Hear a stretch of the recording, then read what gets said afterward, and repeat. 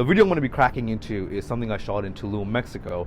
And what this trip really did for me was kind of take the perspective of ending the phase of with experiences. Okay, so what does that mean? There is the contrast, right? There's the with experiences and the depth of experiences. A width of experiences is basically anything shallow, like a boat party, like a charity event where you just meet a lot of people. Relationships as well, where you have surface level, shallow experiences, shallow relationships with people where it's not really too deep. And, both serve a purpose. Depth experiences as well as shallow experiences, with experiences, they all serve a purpose. So for me, 2 years ago, I got out of a relationship, and it was a very, very deep experience with one person. And I knew that now that I'm out of this relationship, I have to go into width of experiences. This is where I went and did a lot of boat parties. I met a lot of people. I just 100 people, but only an inch deep type of thing, right? And they both serve experience.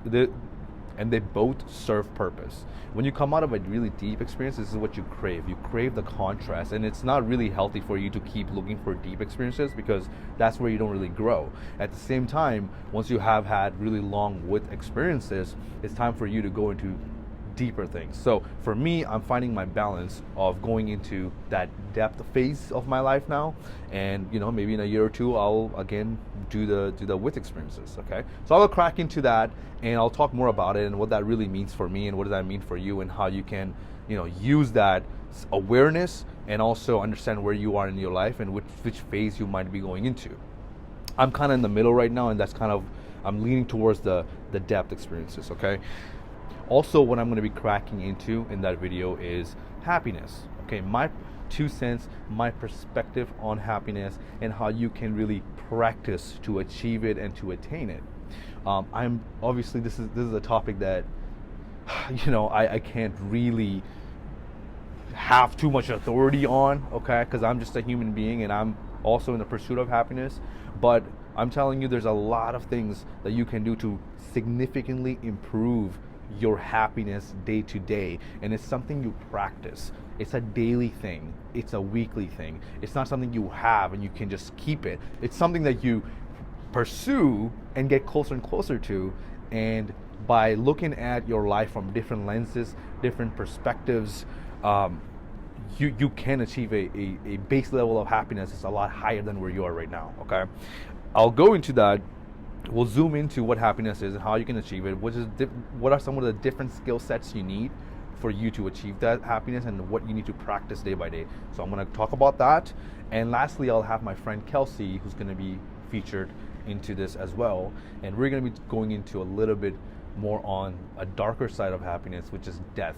Okay, remembering death, remembering that we're here for a limited amount of time, takes away so much of bullshit that we focus on. We let go of a lot of negative things that kind of affect us, because we remember, hey, we're only here for a certain amount of time and then we're gonna bounce, right? And it also amplifies a lot of good things in your life. So I'll be going into that, as well as Kelsey and her experience with it, because she has done some deep meditations on it at a retreat. So she's gonna be talking about that. And this is one of those videos, this is the first time I'm really going into this deeper stuff. So I'm really excited that I'm putting this out finally, and this is kind of where the content is taking me. And I really hope you learn something and you enjoy it. Make sure to leave a comment. Let me know what you thought. Anything else you want me to talk about. Subscribe and like, and I'll see you on the other side. So what up? I'm going to crack into this video talking about a few concepts that I've been experimenting with and living through. And I just want to share that with you. I'm in Tulum, Mexico right now. And, I'm just out here enjoying this amazing view. And we have a bunch of people inside. And we're just having the time of our lives. We have this like fat crib here. It's amazing. And what I was thinking about today was, for the past year or so, my life has been very, you could say, shallow, but people have their negative connotation with that word. But what I mean by that is, there's the width of experiences and the depth of experiences. Okay, the width of experiences and the depth, and you can. A good example would be relationships, right? Not romantic, just relationships, friendships in general. If you think about it, you may know a lot of people, and you kind of know them, right? And that's cool and that's fun, and that should be a part of your life where you know a lot of people but not really know them deeply. And then you know a few people very deeply, and that's perfect too. You can't do that with everybody, and you shouldn't, it's not really natural, but you understand the concept. Same thing with experiences. A year and a half ago, I just got out of a relationship, and I knew I'm coming out of this a very very deep experience with this person, and now we're just going our separate ways. And I knew my life for the next 2 3 years or so, and I'm kind of at the end of that width phase of experiences, and I think I'm diving into the depth of experiences again, maybe probably after this trip. But for the past year and a half or so, it has been very width. So instead of having a deep experience with one person, I'm having a lot of experiences with a lot of people, but there's no depth to it. You know, you can't talk about your life and build amazing rapport when you're on a yacht, and there's like 6 other yachts there, and you're like tied up and you're bouncing from one to another, and it's just the craziest party ever. For the year and a half, it's been very wit and shallow experiences, and this is exactly what you need. And now I'm coming towards the end of it. The whole point of this is to know where you are and to understand, okay, I'm here and I'm coming out of this phase, which will be depth, and I'm gonna go into the shallow phase, or I'm in the shallow phase now, and it's kind of just it's the same thing over and over again, right? We're at this party, we're at this event, I'm with this many people, I'm with that many people, and it's kind of the same thing and over again. And you just want to kind of be here. You know, I was thinking about this. I was like, I just want to be here alone with maybe 1 or 2 people, and sit by the beach and just talk about really deep stuff. Talk about creativity. Talk about life. Talk about books. Talk about knowledge. Instead of, hey, we're having so much fun. Da da da da. And this trip is kind of the end of that phase and kind of going into the depth phase again. So you have to understand where you are, and if you have the self-awareness to know where you are and where do you want to go, then you can make the right decisions. Awareness is really the key here, and understanding what you need and where you want to go after, and how to do it as well, and what those experiences mean to you, the shallow experiences and the deep experiences, then you can make better decisions in life and you're not really lost. Now, I'm going to give you a little bit more of how to do this. There is a spectrum, of course, right? And if you just came out of for example, a relationship, and it has been extremely deep, and it's one of those real relationships, then you want to go from the one end to the other end, okay? Which is what I did for the past year and a half. And I'm kind of at the end of it, like I said, and you have that feeling to go, okay, you know what, I don't want to be around 35 people and hang out and come to, like, we're in Tulum and we have 13 people in total here, and it's amazing. But then I kind of have this feeling of, I wish I was kind of here with like one person or 2 people, and maybe I'm in a relationship with one of them or something, and I have or maybe have my best close friends and we kind of bring our girlfriends or something, and it's very deep and bonding experience. So you want to go from extreme to extreme, but eventually you want to find a balance, right? So now I'm at the point where I have made a choice where, okay, it's time to live a very deep and a routine life, and dive myself into creativity and knowledge, and still be social and kind of find a relationship maybe, and just have that bonding and less stimulant experience, instead of all of this, right? So the way to go about this is, you gotta understand there's a spectrum, obviously, and if you're in the very extreme end of, I'm kind of at the extreme of the width phase right now, and I came out of a very deep experience with my relationship. So if you're at the one or the other, it's natural to kind of swing the other direction really far and then find your balance once you're out of that phase. And I feel like I'm gonna go out and I'm gonna live a very more of a disciplined life, and work on my health, work on my body, creativity, read a lot of books. Maybe I'm in a relationship and I have this deep experience, and kind of still sprinkle in a little bit of socializing, a little bit of trips, doing some of these events, having a good time. But this has been my life almost 7 days a week for almost 7 days a week for the past year and a half, and I've made just the best friends I have made. I met the best girls of my life. I met the best guys of my life, and I made amazing connections. But what tends to happen is I have this feeling of kind of going back into that depth phase because it's the same thing over and over and over, and it's the same movie over and over and over. And the stimulation of all this kind of lifestyle, it burns you out a little bit. And there's pros and cons to both ends. Like if you take a deep experience, what you will see is you will crave the stimulant because it's too boring, right? You crave a little bit of stimulant. But if you get a relationship just ending on your front, but if you get a relationship to end right in front of your face, then you got to go at the extreme end. We're gonna talk more about this. I'm gonna change the location and maybe go into a little bit. Oh, we got the drone out. Look at the drone. Look at that, beautiful, beautiful. Next topic we're going to talk about is gratitude and being grateful and solution oriented. Something got me haunted by So, gratitude. When people say, "Are you happy with this? Are you happy there?" Am I happy in Mexico? I live in Toronto. I come from very cold, depressing. Well, at least for me, seasonal depression is dark at 4 p.m.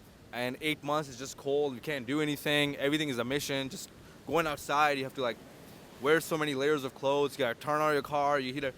Am I happy to be in Mexico while everyone at home is suffering from the cold and the depression? The the point is, I choose to be happy here. That's the thing. I choose to be happy in Toronto, and I choose to be happy here. And I'm gonna continuously work on the skill set to choose to be happy and find the perspectives in life's difficulties to make me happy. It's all a mind game. Because I'm telling you right now, you could be sad here. You could be depressed here. We have had situations while we did this trip. I mean, we had many situations where things just went to complete garbage. And we had to find solution. We had to find good and bad. We had to reframe our perspective. You could be miserable here. I know it sounds crazy, but once you get here, you're here for a couple of days. The view is not a novelty anymore. Yeah, we got a fat crib. Yeah, we did it all. We got the jacuzzi on. We already did all that. We got the cigars. Everybody's kind of like, okay, well, we're family, we're friends now. We're not excited to meet each other. I'm just used to seeing you here. You could just you can find boredom in that, and the happiness is gone. If your happiness relies on stimulation, you gotta always find the next stimulation. The point is, happiness is a skill set, and it comes from practicing rather than circumstances, rather than what life does to you. Now, very closely linked to happiness, choosing to be happiness. I mean, happiness is kind of like a business, if you think about it. This is a good example. What is a business? A business is a bunch of departments doing their jobs and their roles to move things forward, right? That's what it is, in the most simplistic terms. But a business is not really a business, it's marketing. And if you zoom into marketing, marketing is not marketing, is audience and niche. And if you zoom in a bit more, it's more about grabbing attention. If you go into the sales department, what is sales? Well, sales is the art of finding the right people that can benefit from your product or your service. You can solve a pain point for them, right? That's what a business is. So what is a business? Well, if you zoom in, there's layers to it, right? If you zoom into those layers, there is more layers to it. If you zoom into those layers, there's more layers to it. And what is a business essentially? Well, like a marketing person would say, well, it's marketing. A salesperson would say sales. A fulfillment person might just say, oh, fulfillment, right? Same thing with happiness. What is happiness? It's really a bunch of different departments working together, right? One of them is gratitude. Like I said earlier, gratitude is one of them. Finding the right perspective, solution oriented. And a big one that I have learned is expecting things to go wrong. When you expect things to go wrong, you're not surprised by, oh my God, everything is going wrong. You expected it. I'll give you a perfect example. When we were all flying out here, there's about 13, 14 of us here, right? We all booked our flights separately. Well, this matches our time better, so we're gonna, book that flight. We were not on the same flight, is what I'm trying to say. And 5 of our friends were on the same flight. A day before, no, it was a day or two. 2 days before, as we're all excited, we're happy, we can't wait, everything's planned out, the stressful part of the trip is kind of over. Now it's just kind of like we get there, we enjoy it. The, the airline went out of business. They shut down all the flights and they said there's no refunds. Talk to your credit card company and good luck. Now, if you know Toronto, if you know Canada, anywhere where it's warm, the flights are through the roof through, January, February, March, April, because those are the cold months and before Christmas as well. So at the last minute, if your flights gets canceled and there's no refunds, they're not going to transfer you to another airline. They just basically said, hey, good luck and don't call us either. Immediately, I'm like, all right, well, 5 of them are not coming, so let's start talking to other people immediately. Did it hurt? Yes, of course it hurt. And it was also the last thing I expected. When I say expect things to go wrong, I didn't think this wrong. I was expecting it to go wrong, but I would never in a million years imagine that airline would just go out of business, like literally bankrupt themselves, and just say good luck. So as soon as I get this news, I look at my buddy, all right, listen, we paid up front. We paid a lot of money to be here. We got a lot of things planned out. We cannot back out, obviously. And did it hurt? Yes. Was I panicked a little bit? Not even a little bit. It hurt, yes. Was it a sad experience? Yeah. But immediately I went to, okay, cool. I'm on my phone. Let's see who else can come. I'm on the phone. Like, hey, some of the girls can't make it. Do you want to come? Do you want to do this? I'm on the phone. At the same time, also on a different tab on my laptop, I'm checking if there's a way to get the same flights for the same amount of money. Couple days out. I'm doing that. I'm texting other people and I'm texting all the girls like, hey, what are you guys thinking? If we don't know yet, we're planning, we're figuring things out. I'm on the phone with the credit card company. I'm cool. The point of the story is, I expected things to go bad. Not this bad, but I was like, cool, this is the last thing I ever expected, but I'm going to deal with it immediately, solution-oriented, immediately. No whining, no complaining, no bitching, none of that shit. Go straight to the fucking source and fix the problem. I've been on trips before, and if you haven't taken a trip, especially with this many people, and as a leader, as being basically the person to that made most things happen. Of course, I got my friends who were helping as well. Things go bad. And I've been in situations where I was with other people on a different trip. I've been on a different trips where people are complaining, they're yapping, they're yawning, they're just not in the trip. They're complaining about, we missed the train, oh my God, the restaurant's closed, they're supposed to be open, I'm hungry. And I would never understand how people could be this ridiculously uneducated when it comes to life. You really think everything's gonna happen? Right now I'm sitting, this rock is extremely uncomfortable to sit on. It is what it is. Get it done. Happiness is essentially a skill set. And if you zoom in a little bit more, one of my favorite skill set within that skill set is the art of finding gratitude. We can say, I have to go to work tomorrow. I get to go to work tomorrow. I have to get my car washed. I get to wash my car, to even have a car, to even have a job. Oh, I'm tired.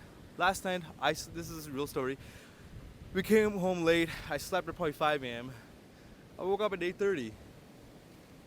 And I was thinking about, okay, I'm going to record this today. Did I feel like it? No. I was worried, am I going to be on point today? I'm really not on point. But I get to shoot this video at this beautiful place. I get to do that. Now, it's obviously a lot easier to be grateful when you're in Mexico and you live in a cold country and you come here and you're with your best friends. Yes, I get it. But I have found gratitude in things that it was difficult. I hear this all the time where people say, well, I'm grateful. And they're grateful for things like what I just talked about. I'm at the beach and we're having the best time of our lives. My best friends are here. Yeah, I'm gonna be very grateful to be here. Yeah, it's very easy. But people find gratitude in just those really big, humongous things where it's very easy. The real skill set of being grateful, it's finding gratitude in the worst circumstances possible, where it's not even your fault that you're in there, and it sucks, and life just hits you hard.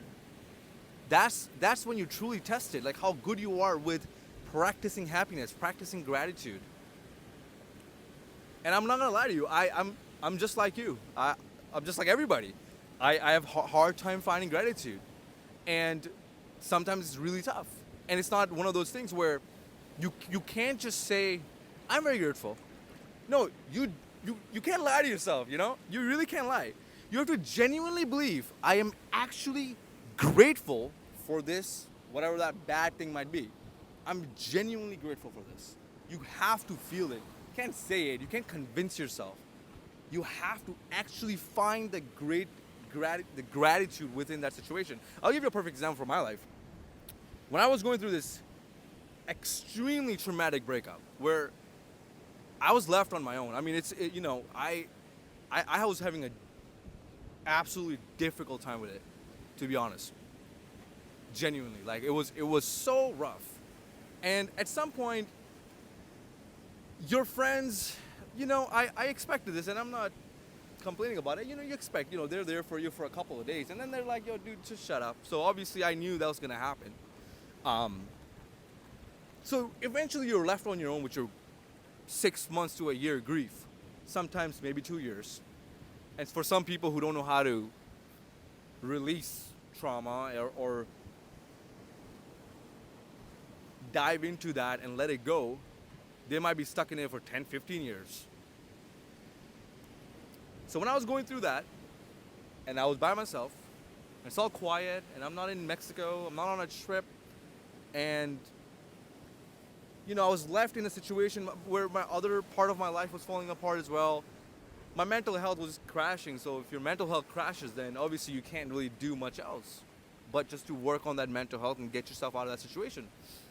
So when I was in that situation, I knew the only way out is gratitude, embracing the pain. You're in pain. Don't run from it. Don't drink away from it. Don't take pills. Don't take drugs. Don't go on even trips like this. Don't go out there, start dating a bunch of girls. Sit in the silence. Sit in the pain.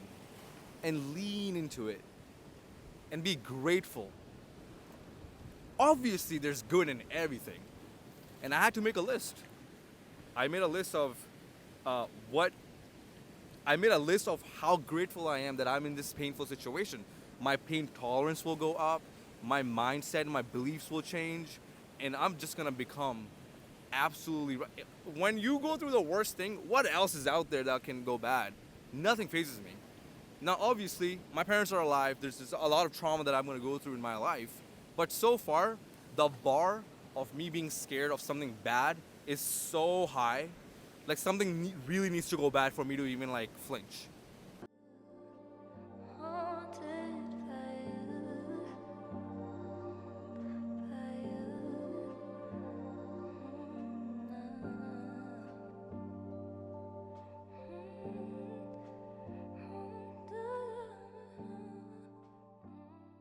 I have never been this terrified in my life. I was talking about gratitude in my podcast today. God was like, oh, he was listening. He was like, all right, I'll give you a different meaning of gratitude today. When we landed on land, bro, the feeling that washed down over me, yeah, that's gratitude, bro. Oh my God. Yeah. That's crazy. That was crazy. What the fuck was that, bro? We're here for a vacation. What is this test? We came here to have some. I was like, okay, we're gonna go in there. It's gonna look beautiful. If you saw the pictures, like, oh yeah, nice. You know, some little water. We're gonna dance around. We're gonna fucking jump, take some pictures. It's gonna be sick. It went to a level that I don't even know how to explain. Because I peeked a little bit when you made me do it. I'm like, okay, I'll look. I looked to the right for 1/2 a second, and it was just darkness and depth. I was like, yeah, I'm out. I'm out, dude. And that's how it lands, right? Shout out to Carlito. Wait. This man fucking Carlos. Carlos was like, Puppy. there's the exit, fucking go. When we were halfway through, I was like terrified. We made it. I'm like, I see the land, right? I'm like, oh shit. We made it. Thank God it's over. Then we went to the left and it's more darkness. And it got more and more like caved in. We're to the point like the cave was like right over our heads. So it was like all caved in. Darkness down there. It's in the cave. and then we have to go back to that. And it's called the chicken exit. I'm like very rock solid because of this amazing experience of going through that traumatic event, you know. And some of you might judge me saying, well, if the worst thing you've ever been through is a breakup, you know, it's there's a lot more to that story. It's not just a breakup. There was a lot more to it. Then I would love people to judge me that the worst thing I've ever been through was a breakup, and I would find gratitude in that as well. If someone tells me that the worst thing you ever been through a breakup, I'd be like, thank God. God has blessed me with an amazing life. I'm not going around looking for trauma, but if it hits you, you should expect it and find gratitude in that. So essentially, happiness comes down to mini scales. One of the biggest ones, one of my favorite little scale within the happiness realm is being grateful and having gratitude in not just amazing things, but also in the worst circumstances possible, reframing everything to your belief.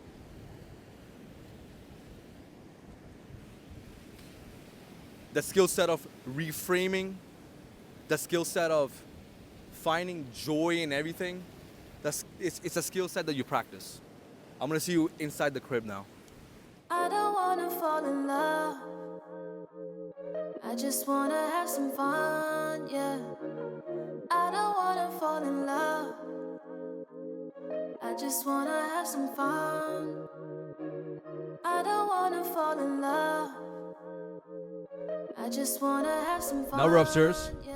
and obviously the topic continues. And I wanted the beautiful background in the back, but it's too late now. So here's another thing. You know what? If that doesn't work, well, this works. We out here. We're doing the best we can. And I'm just happy to be here. I'm happy to be sitting over here just recording my voice and getting the message out to you guys. Now, what I want to talk about, just keep my hat off real quick.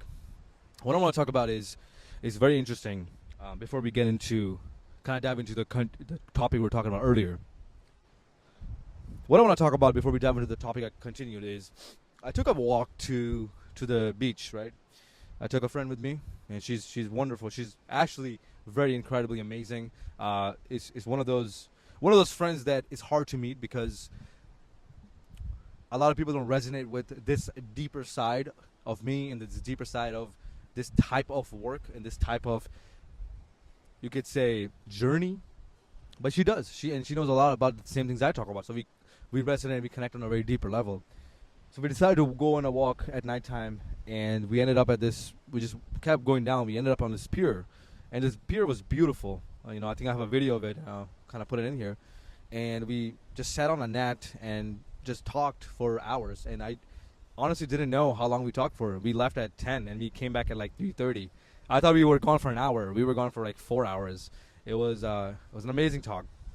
And then one thing she mentioned that I actually forgot to talk about today was happiness also comes from remembering death. We're going to get a little bit dark and deep on this subject, but remembering that you're not immortal. You are mortal, and remembering that, yeah, one day you will 100% will die is one of the keys to happiness. And you might be wondering, like, how does something so dark and deep, something that everybody wants to avoid, that no one wants to talk about, could be something that actually leads to happiness? Well, if you dive into the perspective of that you are dying right now, The way I do it is if you dive into the perspective of death, let's just say right now at this very moment, boom, you're dead. If you dive into the perspective and ask yourself the following questions: what are the things that I said or didn't say that I regret? What are the things I do or didn't do that I regret? What if I did this? What if I did that? I wish I did this. I wish I did that. I wish I wasn't too busy trying to please people. I wish I wasn't too busy trying to do things that other people want to do and did what I wanted to do and say what I wanted to say. I wish I didn't say that to them, and I wish I said that to them when I had the chance. If you dive into those questions from the perspective of you being dead, you will get a lot of data out of that. And I think happiness is linked to these moments being very small. I think remembering death, sitting around and it's not something fake, right? Obviously, we are gonna die, and everyone who's ever lived is been dead, and 200 years later, it's gonna be a whole new generation of people that were never here, and we're not gonna be here anymore. So it's not something that I'm making up. It's not a fantasy. You will be dead, and you're gonna be dead forever. So if you remember that for a second, you will understand that these petty, small, little things that we worry about that take so much energy from us, that drag us down, and then because we're getting dragged down, we drag other people down, and then people don't want to hang out with us, and all these little petty things that truly matter to us, they kind of go away. And what the crazy thing is that those bad things go away when you remember death, and all the good things get amplified. If you really think about it, I'm very blessed and lucky to have parents that are still alive. I have a beautiful, amazing family, and I have the best friends ever. I dated the best people, and one day I'll be married to an amazing person. Those little things, they get amplified. Like, I am so grateful for that, because one day that won't exist anymore. I won't exist anymore, but before I die, probably my parents will die. There's probability my parents dying before me, and having them around right now is just the most beautiful, amazing experience. Like, I can't even comprehend not having my parents around anymore. I cannot comprehend that, but it will happen one day, most likely. Cool? Gucci? Okay. Yeah. And as I was talking about, I would be very devastated if I were to lose my parents, and the fact that it would end one day is what constantly reminds me and puts me in a perspective that to be kind and to be nice and to enjoy the time we have, and one day will end, and one day my life will end too. I think death is one of those topics that most people avoid. And it's not that even they consciously avoid. It's more of it's just like a taboo topic, and at the same time, it's one of those things that is so scary that we don't want to think about it, and we want to push it forward. We want to push it away as far as we possibly can.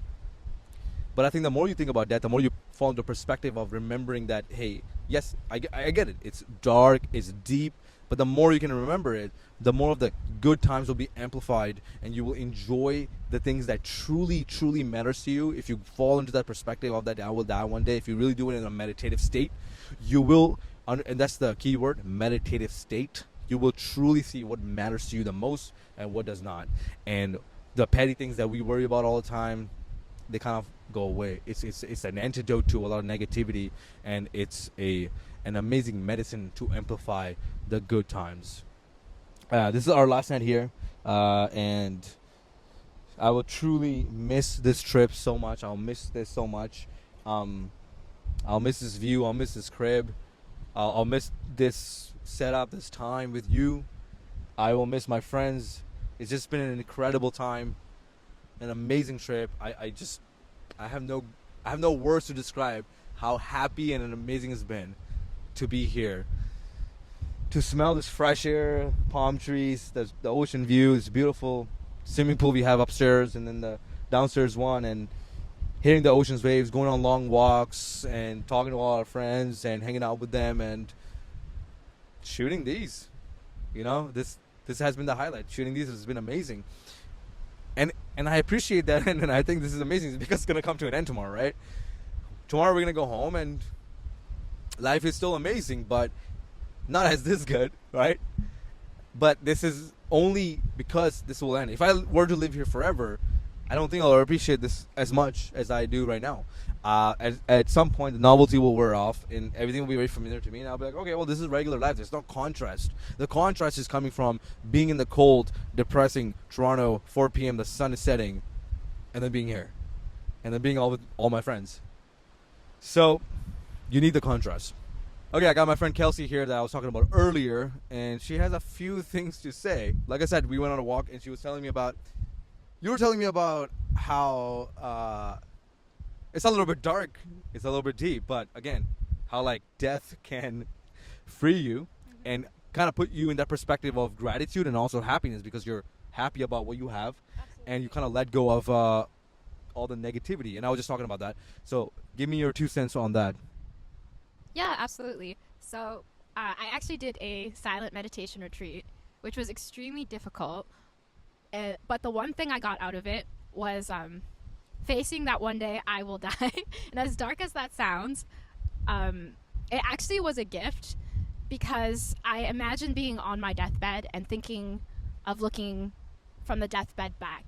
And then when I was in that perspective, it really came to light like what really, really matters. So when you think about death, you can see that life is a gift and not to be taken for granted. And B, to really follow your dreams. Because I think it's really, really wise to think what it's going to feel like, as dark as that sounds, when you're dying, and to look back and think, what will I regret?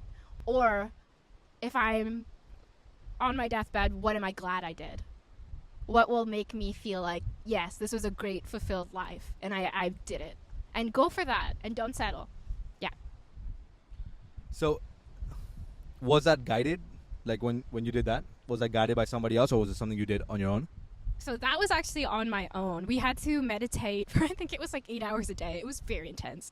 It was not a whitewash meditation retreat. That was the real deal.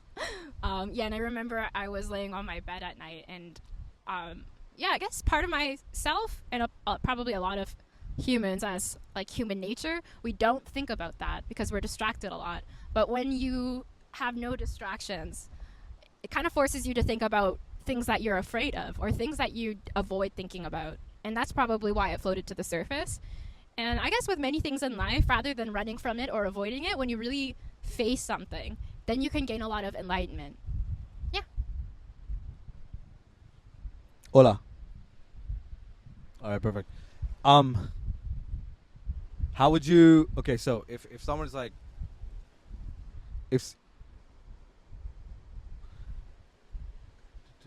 Okay, what would you say to people who are watching this and they're like, okay, that sounds pretty cool. How can I get a little piece of that?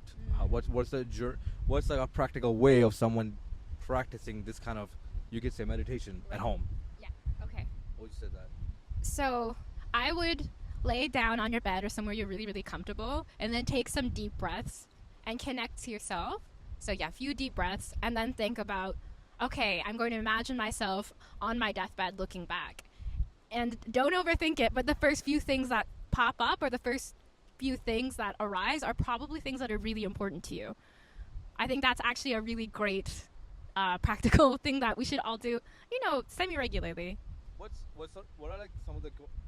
are some of the questions that they can ask themselves to bring more data up and more perspectives? What are some good questions? By the way, I'm going to do this real quick. Kelsey's intro.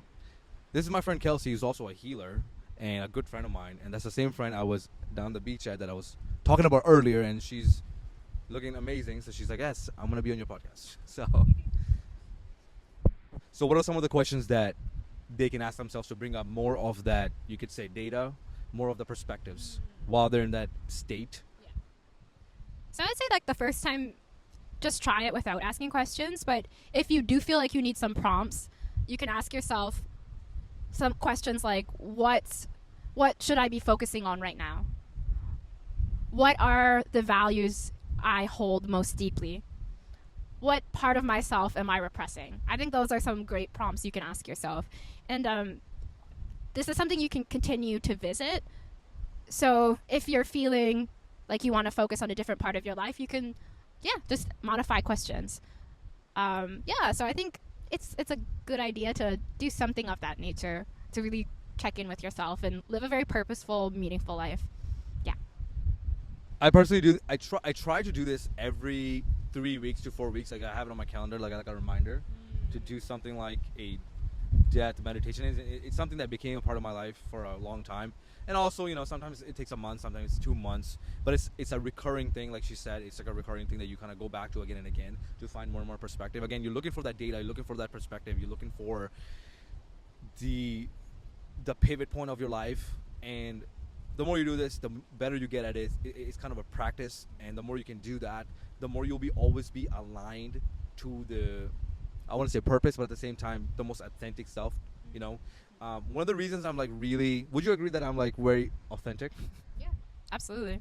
And one of the reasons that I try to strive my best at being authentic, like to the point is it might even cost me some harm. Like I might not get a job that I want, and because it's like if I want a job, for example, or it's a business opportunity, or something that I want that someone I met that can make me a fucking millionaire by one signature, I would reject them.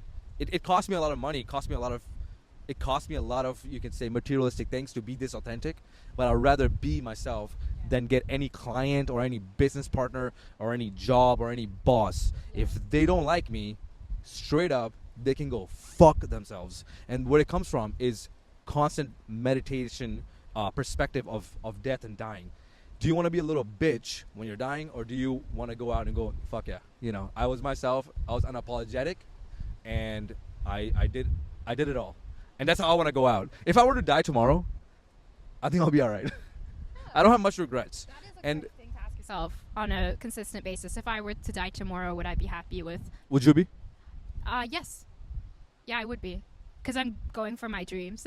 And I'm also really authentic too, and I agree. I think there's a quote that's something like, success without fulfillment is actually failure. Something along those lines. Yeah, and I agree with that. No, you definitely are a hustler. And I resonate with that as well. And I think you definitely got a lot of things you wanted. I can tell. And you're on the journey too. And like you don't have to get to the end. I think as long as you're on the journey, you're just taking the next step that's resonating with your journey. Some people are ahead of you at certain things. Some people are not ahead of you at certain things. Doesn't matter. As long as just the next step is uncomfortable and you're taking it, yeah, I can die in peace. I only have like a very handful of regrets, but other than that, just because of this work of like constantly looking back at my life from the perspective of death, it brought me a lot very close to peace, which again links back to happiness. Okay, any closing remarks? Yes, I was just thinking, isn't it ironic that thinking about death makes you more alive? Yeah, it's funny. That's a good one. And I want to appreciate you for, reminding me of that. I didn't think about it until now. I'm like, wait, that's such a big topic that I need to dive into, and something that I'm very familiar with. I mean, I'm not familiar with death or anything, but I'm very familiar with the perspective of I'm dead, what are the regrets? I've done that so many times, and it brings up so much good data. I highly recommend doing that. And I do that guided meditation that I made for myself. I used to use someone else's, but I made one for myself. That's amazing. Yeah. I just don't want to say because like I don't want people to hear my voice. What? I was going to say you should share it with people. I sing to it too. That's amazing. No, I'm joking. I'm not singing. I'm not singing. I'm saying words. I might at some point I might put it out. Like if you check the link in the description, there's like a link. There might be the guided meditations that I have that I might give it out for free. It is my voice, so good luck. But other than that, I want to say thank you, and I'll see you tomorrow. Any closing remarks? The last few words, Kelsey. You got anything? No, I think my last statement was strong. Awesome. I'll cut that out. Yeah, we're cutting that one out. Bro, keep it in. It was the strongest. I think it's time to go.